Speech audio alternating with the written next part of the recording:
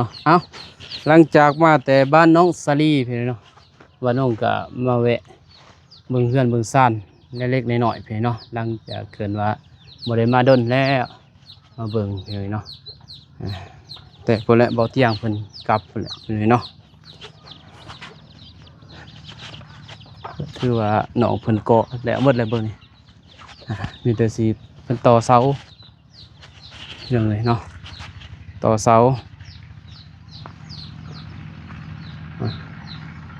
ตัวใดมันต่ำเขาก็ต่อตัวใดสูงแล้วก็ปะพี่เนาะในซองเสานี่ได้แล้วยังแต่เบิ่งนี่พุ่นยังไงเนาะ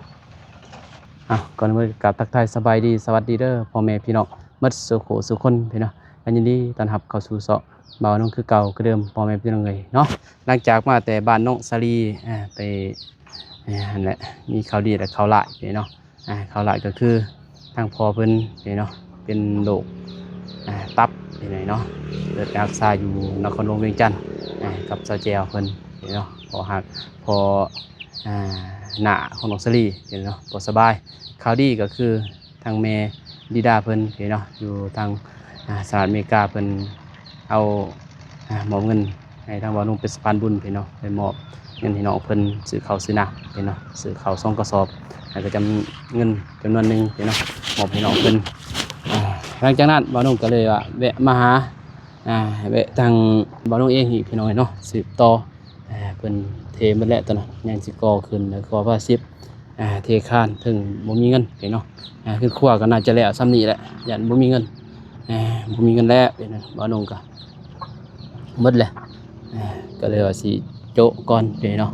ปีนี้ปีหน้าจังว่ากันใหม่มากับน้องเอวากับภรรยาเพิ่นพี่เนาะก็หลายเติบอยู่เพิ่นนี่ยังบ่ทันเทพี่นี่เนาะบ่าวนุ่งสิเทตัวนี้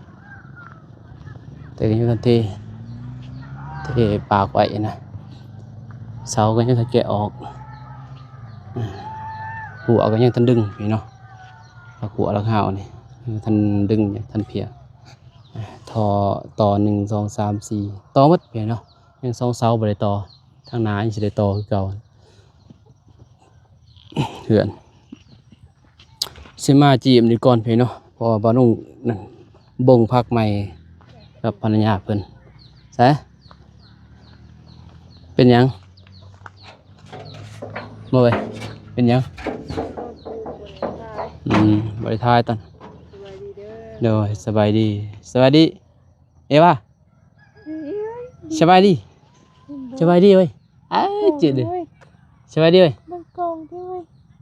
สบายดีเอวาลินฝนบ่ได้นั่นดวงตาบ่ได้มาพี่เนาะตอนปลูกบ่ได้ทายดอกพี่น้องเนาะมาน้องปลูกตัวนี้นี่ภรรยาเพิ่นปลูกที่อยู่ดิที่โพดที่ลายก็มันเวลามันบ่เป็นเด้มันที่โพดอันนี้ผู้ดีแล้วนี่ใส่พูดบัดนั้นใส่พูดขี้ไก่ขี้กาบัดนั้นมันก็งามนี่พี่น้องบ่ได้คูนมันแนนกันบ่งามดินี่ก็พักนึงคูนเลยตัวนี้บ่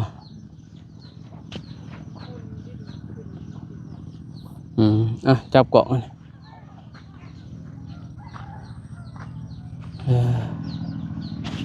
คูนจึงสิกลับบ้านพี่น้องเนาะน้องนุ่งเพิ่นกลับแล้วหมดนึงคือฮักตัวเดียว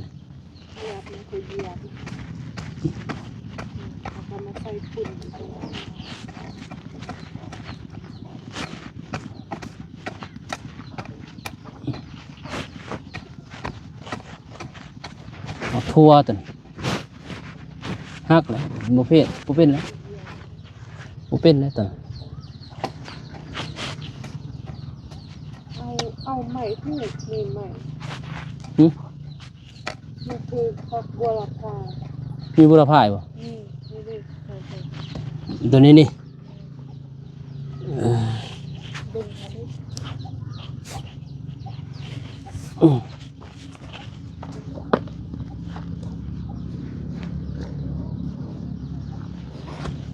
เขาอีคู่ยังไง บริใส่รังขี้ไก่โอ้แต่บ่เตียงมาพุ่นแหละบ่ได้มาเลยบัดนี้ อันนี้ออกแล้วเอานะ มีหยัง จีบถึงแล้วบัวลพา นี่บ่ โบหันบนกูของปลอมค่ะ นี่นี่ แมนสุดานี่เห็นของปรุงละลายพออีตูลายนี่แต่มันโบงามเราได้ใส่คุณ คนอนามัยมันคืองามอยู่เนาะเฮามันหดมันใส่พุ่นเฮ็ดได้แล้วก็มาใส่ขี้ไก่น่ะ ใส่คุณดุงามนี่ ขวดๆมาใส่บัดน่ะเอาเฮ็ดได้แล้วก็ใส่เลยขี้ไก่ในเรื่อง นั่นแรกเขาว่าสิใส่ บ่มีมัดบ่ นะโบบุมี มาใส่เลยน่ะนี่เอาขวดเอาก็ใส่เลยได้เดี๋ยวเอาขวดได้แล้วก็ใส่เลยบ่มีบ่มัดแป้ว นี่ได้เอาเป็น นี่เด้อนี่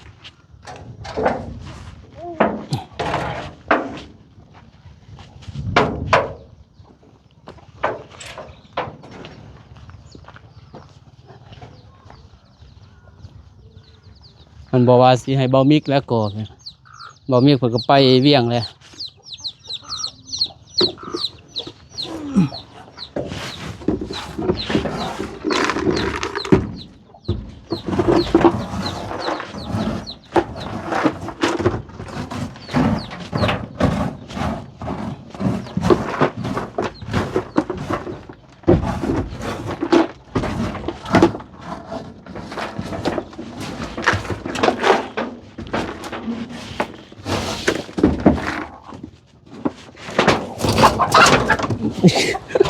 ใจแม่ครับ บ่มีมัดบ่ บุมีนะกับเขาให้ไก่ อยากให้บ่มีเนาะมันตัวใหม่เนาะ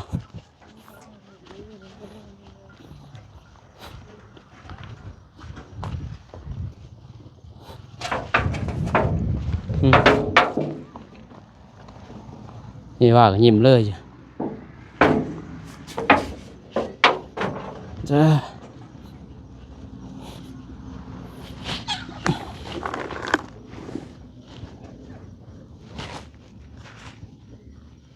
ตะกี้อันนี้แล้วบ่ค่อยใส่ ใส่ ทีมก้อนนะคะหุ้ยใส่ไปสิดุเลย โอ้ยมันบ่อยากงามเดี๋ยวเฮาเฮ็ดอันนี้โอ้คักเด้งามดีเด้แบบป่นเลยนะเจ้าว่าป่นกับดินเลยโอ้ยบ่ได้เลือกใส่ขี้ไก่พี่น้องนี่ก็ดินทมน่ะนะเจ้าว่า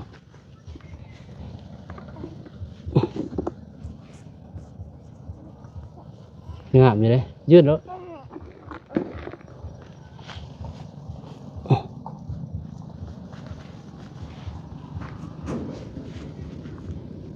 มีความสำคัญ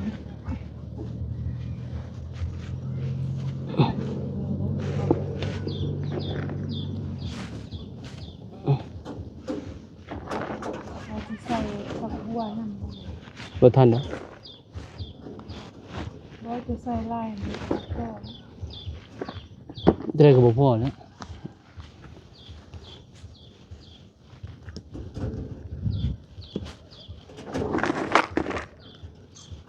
ใส่หน่อยก็บ่งามใส่นิดเดียวก็บ่งาม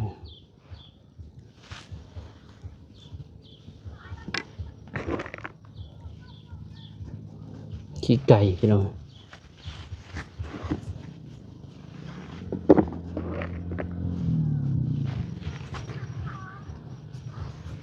มันโหยมันบ่อยากงามปานใดเด้เจ้าบ่โหยเห็นมันไปเลย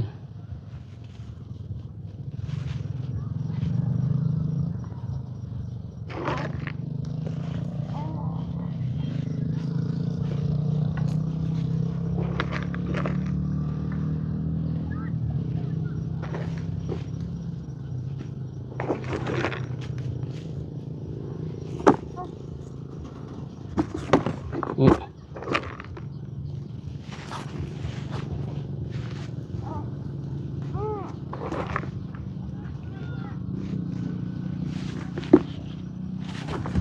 ตัวนี้ใส่แล้วบ่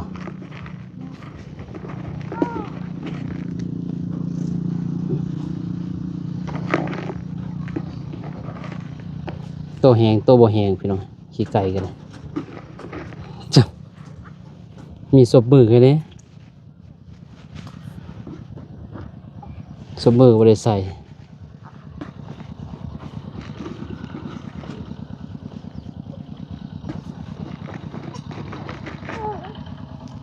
เพราะมันขาดน้ำนะเนี่ยมันบอกก็งามอยู่แล้วมันขาดน้ำแน่นบ่ มันแข้งแม่บ่ได้กิน โจ๊กก่อนก็ได้เอ้าพี่น้องเอ้ยฟรีแล้ว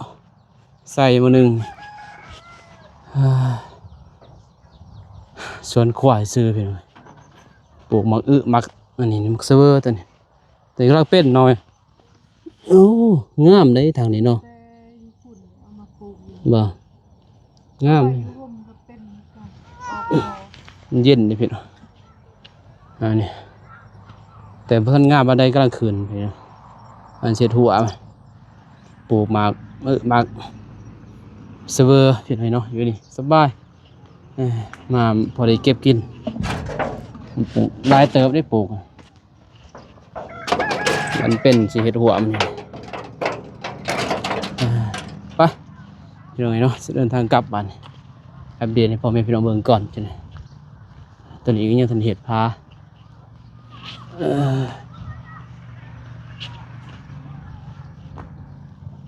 ใหม่กับเมืองป้าเลยโดโกบมัดใหม่ตัวนี้น้องเป็นเฮ็ดไว้เติบเป็นยังไงเท่าเดี๋ยวมืดตัวนี้เนี่ยวันนั้นมันเทขาดมันต่อเสาอยู่เป็นยังยังต่อเสาบนกระสันมืดต่อลายเติบอยู่พี่ตัวนี้ก็ได้หนึ่งต่อนี่ก็หนึ่งนี่ก็ต่อต้นบริต่อ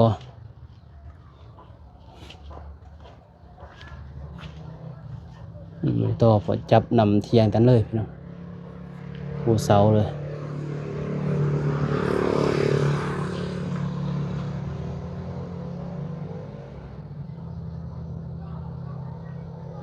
กำลังพันเทมือนี่อื่นก็สิแกะมือหื้อและ3 มื้อจิแกะ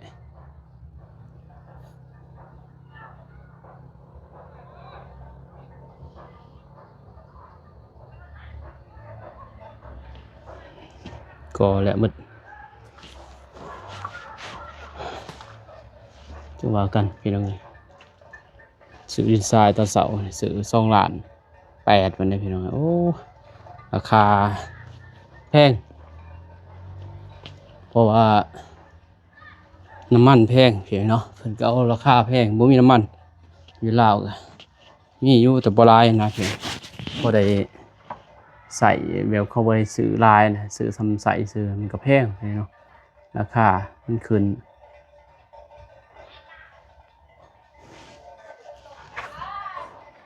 อย่างห้องตัวนี้ยังตัดกอ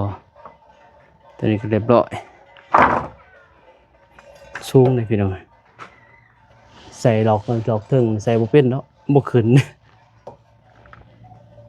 ปกติซ้ำนี้เนาะใส่ดอกใดแต่มันบ่ยังงามบ่หนูว่าบ่น้องเองแหละว่าบ่งามย้อนว่าหัวเตียงนะพี่น้องเนาะมันกลายหัวเตียงรูปอยู่กลัวหัวเตียงมันสิบ่งามเปิดประตูยังโคตรขี้หลายบ่น้องเบิ่งนะ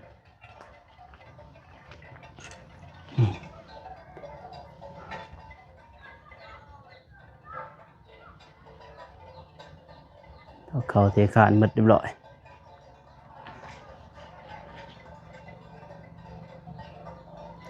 จังหวัดไทยเพียงเนาะแต่บ่าวนุ่งบริทอกเขาเทคานถึงจะบริเทเพียงเนาะเงินงบหมดเลยกาแฟกระดอกไอ้ทางนี้แต่ดอกบลายเปลี่ยนกาแฟจะเห็นว่าบึงเย็นแล้วบ่ซื้อหมวกวอร์มมื้อนี้บ่มีบ่อยู่วอร์มเนี่ยซื้อหมวกวอร์ม โอ้ยพี่น้องเลยเนาะยังโดนสิเหลวนี่ ดินจีบ่ว่าที่บ่พอ พ่อดอกสำกอนี่ พอ แต่ว่าพ่อแต่ว่าสีกอขึ้นขั้วบ่พ่อ แต่พาสาวเย็นยังบ่พอ ภาษาก็บ่พ่อแล้วเรียนจีสั่งมาแล้วว่าบอกนี่ประมาณ300 400 500เอาบอกเอาบ่ก่อ แบบนี้มันเท่าไหร่ อ่า สิแก่ ใส่ตัวไหน เก็บเอาใส่1 2ใส่6ปองเอา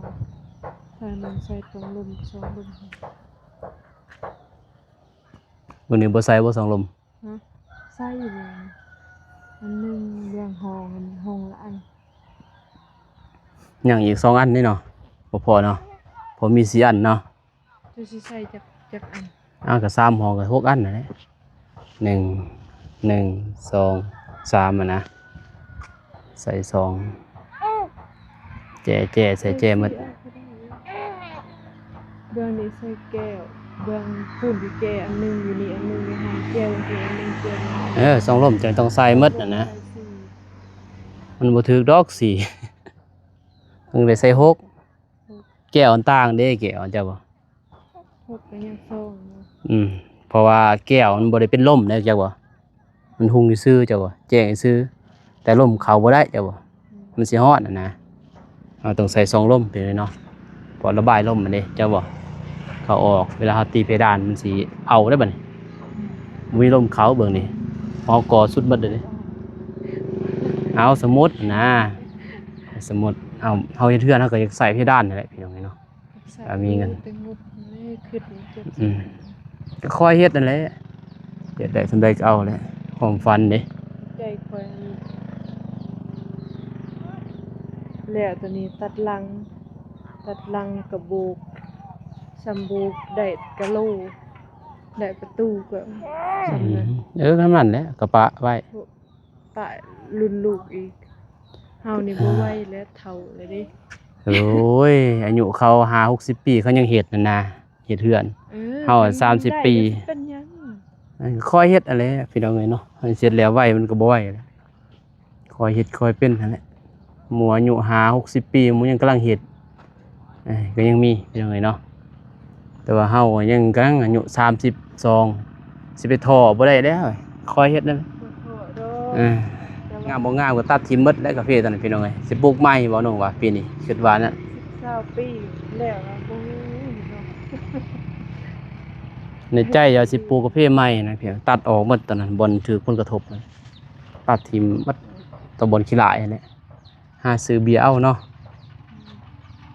แต่ปีนี้บ่ทัน ท่านนี้แล้วคันบ่เฮ็ดปีนี้ปีใดหาเสร็จ ปีใดก็บ่ทัน โอ้นะเจ้าก็เฮ็ดบ่ ร้อยเอานั่นแหละจ้างเขานำแน่ร้อยเอานั่นแหละ ทางเราแต่จ้าง คันว่าเฮาสิปะเลยนี่โอ้บ่ได้เด้ มันบ่ฆ่าลูกนี่ค่อยบ่คิดดอก เออ แต่ละปี บ่ตีแล้วนี่ก็ปุ่นนั้นปีป้ายไปพี่น้องสิได้เฮ็ดได้